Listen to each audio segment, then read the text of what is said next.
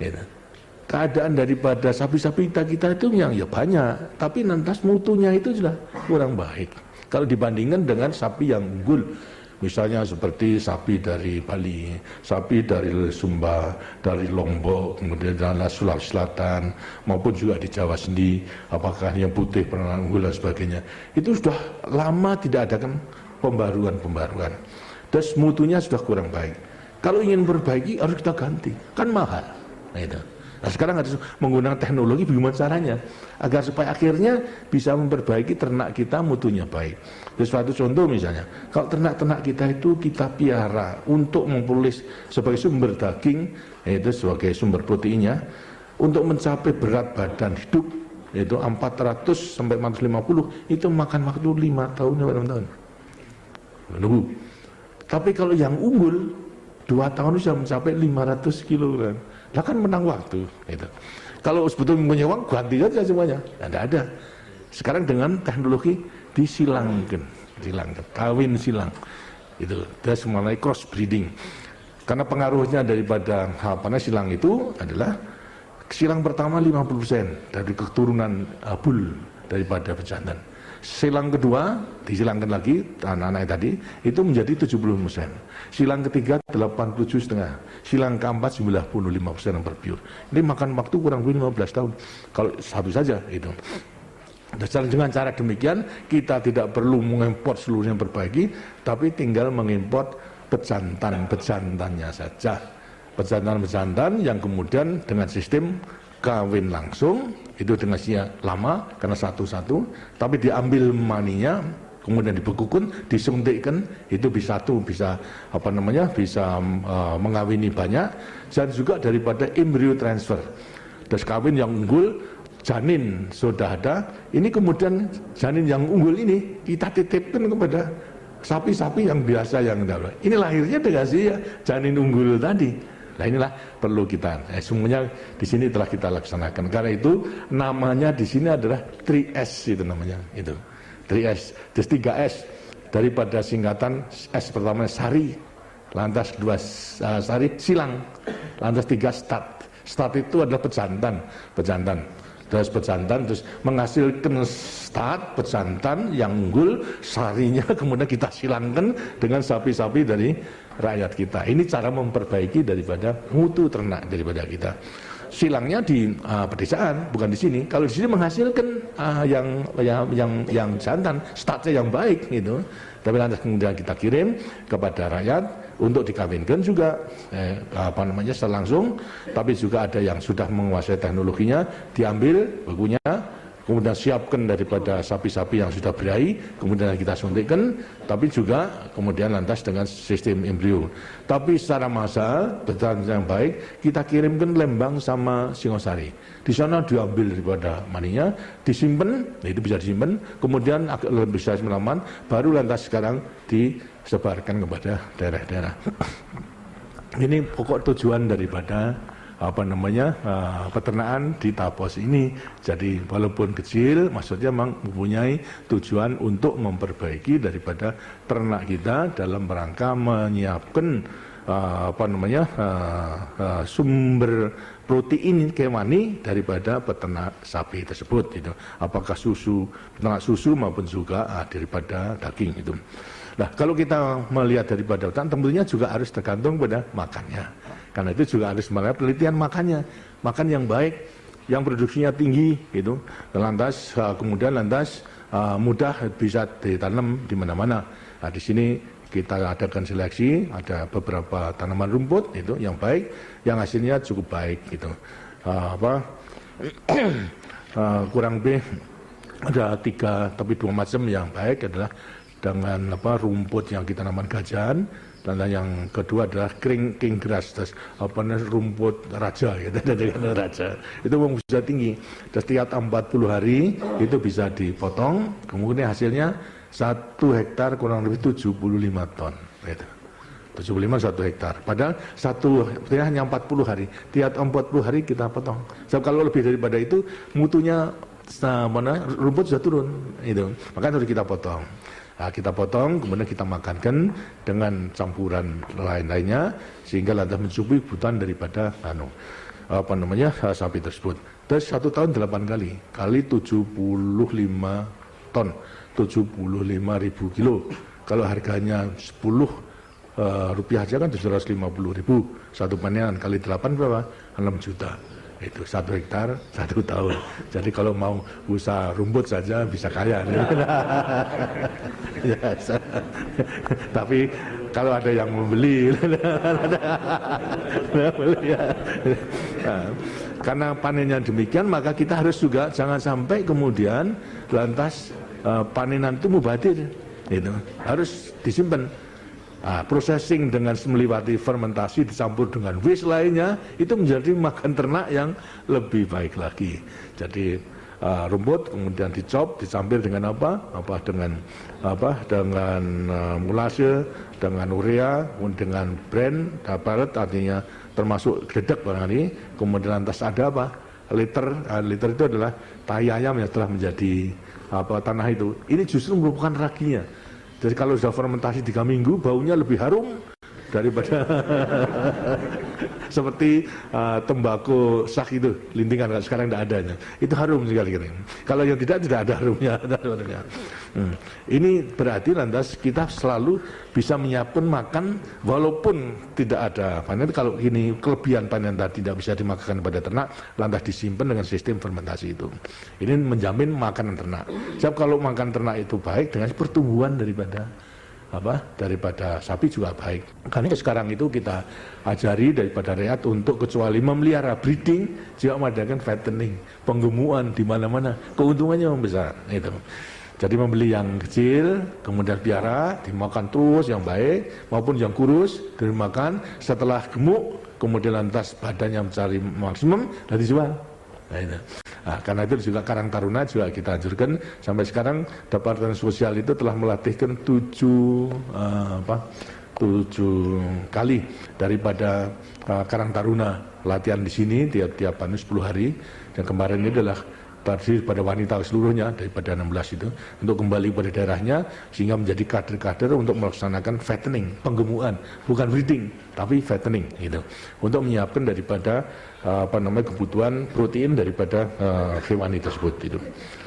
Ini tapi samping itu kemudian juga harus secara teknis untuk dapat membimbing pada rakyat yang punya lahan yang kecil tadi, ya, dengan melaksanakan sistem daur ulang, recycling gitu. Dan pertanian dengan panen terpadu dengan daur ulang. Artinya daur ulangnya apa? Satu, rumput dimakankan kepada sapi. Sapi kemudian akan mengeluarkan kotorannya.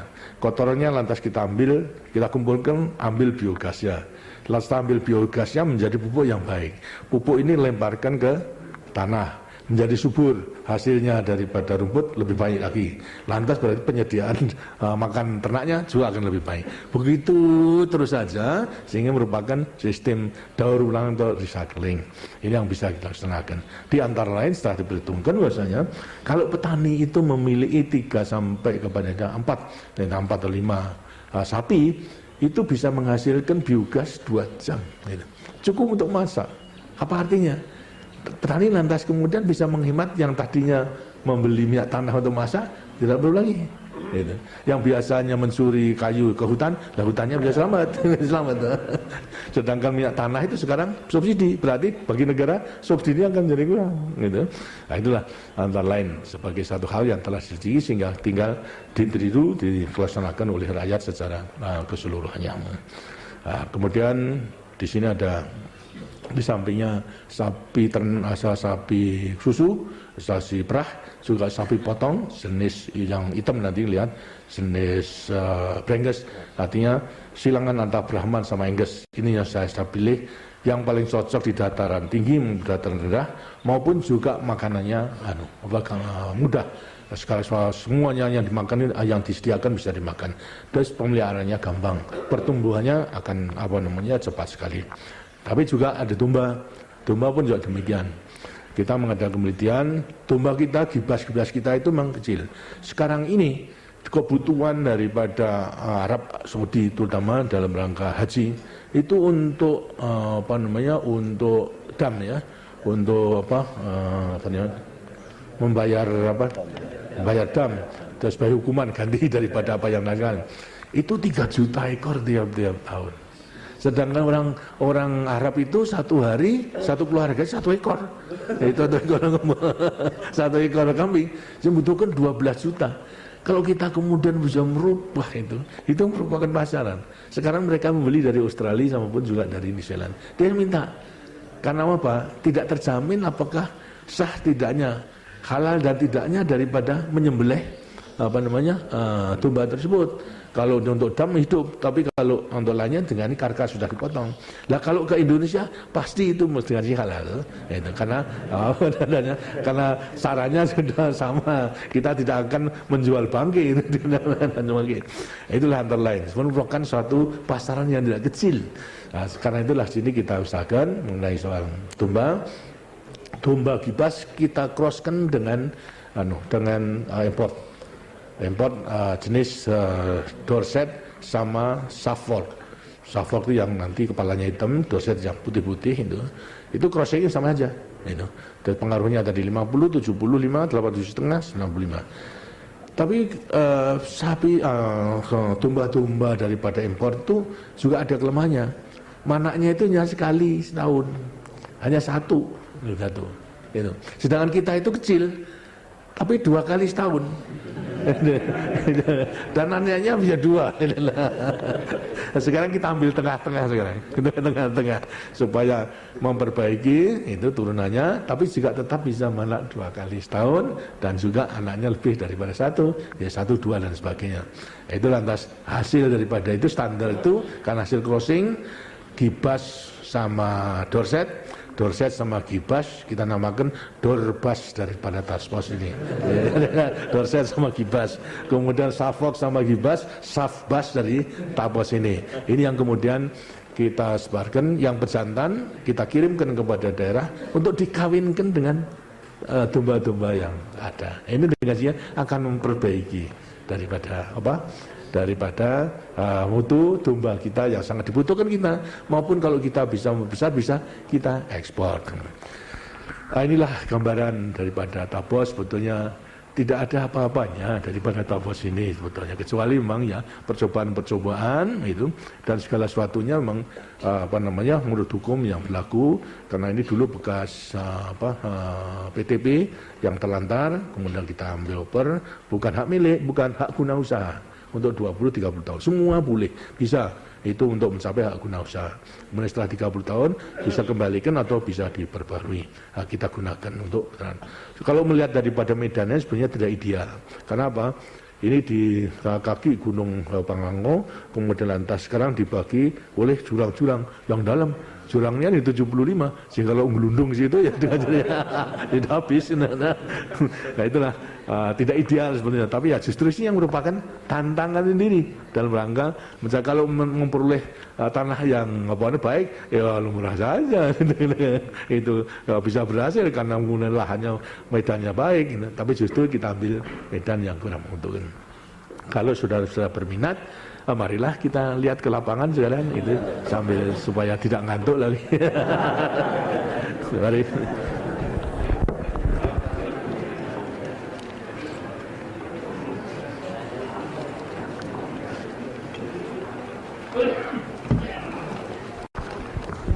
Itu kok kira-kiranya kok tapi karena mengajukan hujan, sebenarnya rasa lihat kualitasnya.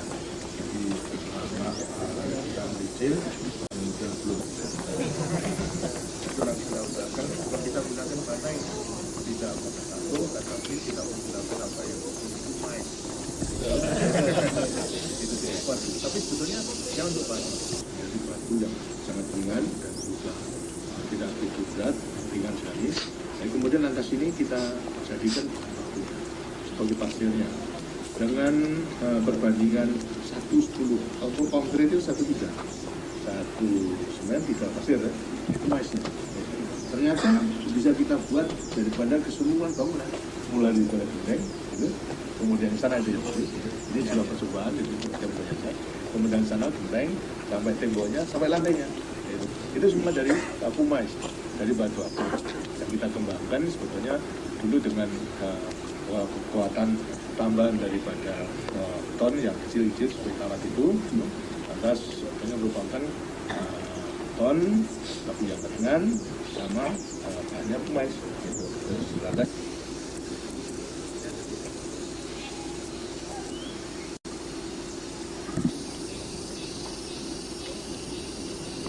itu di depan ini adalah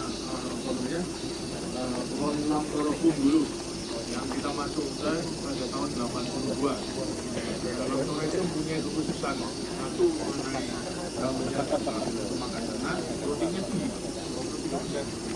Kemudian nanas banyak untuk makanan bilang, untuk terancam, untuk kodok, kayunya itu juga bulat, kemudian sebagainya. Pada tahun 82 ke 12 tahun, sekarang besarnya sudah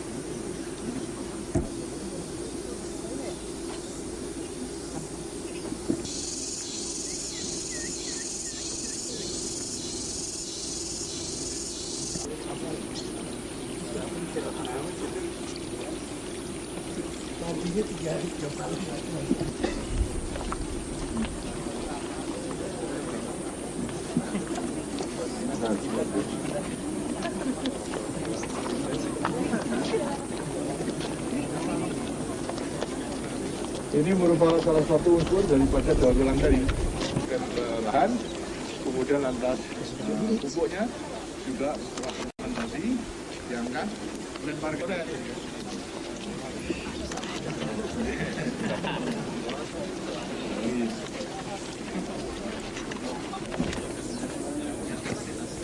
Yang bersih tak? Bersih, dari yang mau tahu.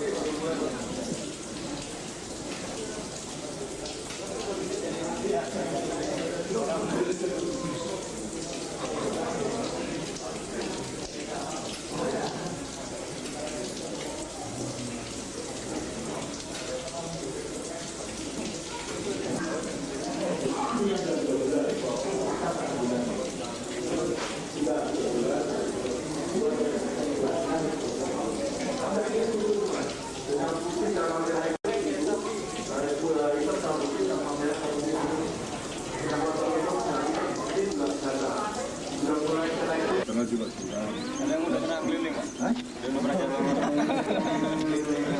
pernah satu.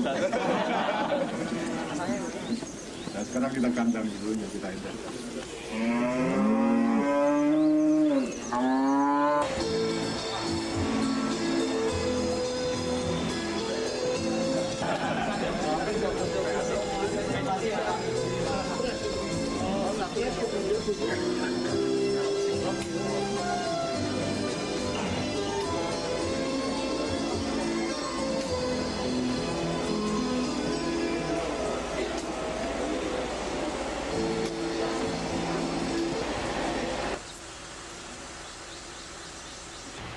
Tidak perlu ngambilnya dari bawah.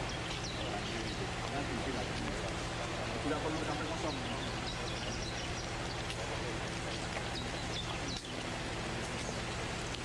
400 ton itu.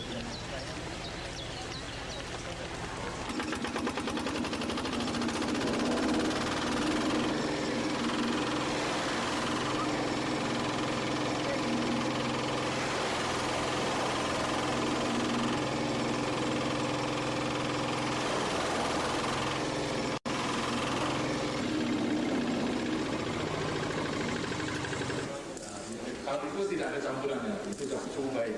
Kalau ini ada campuran, baik serumput, mencampur, kemudian roya, mulase, brand, olat, sama ini yang jadi lakinya nih, itu kotoran ayam. Jadi dipotong tadi, lantas semua langsung ke situ, kemudian diambil tiap hari sudah matang begini fermentasinya. Nah, tapi yang masuk itu begitu. Itu sudah cocok. Masuk ke sini, tiba-tiba keluar ke atas, lantas satu, tahan 3 minggu, bisa mulai sampai pada bulan 1 tahun ada ramalan. Ada dulu. Ini yang cakung itu. Cakung sama pokoknya sama cakungnya. Ini itu baunya lumayan. Makanya juga kan habis itu sambal sebagai konsentrasnya. Di sampingnya itu masih ada rumput yang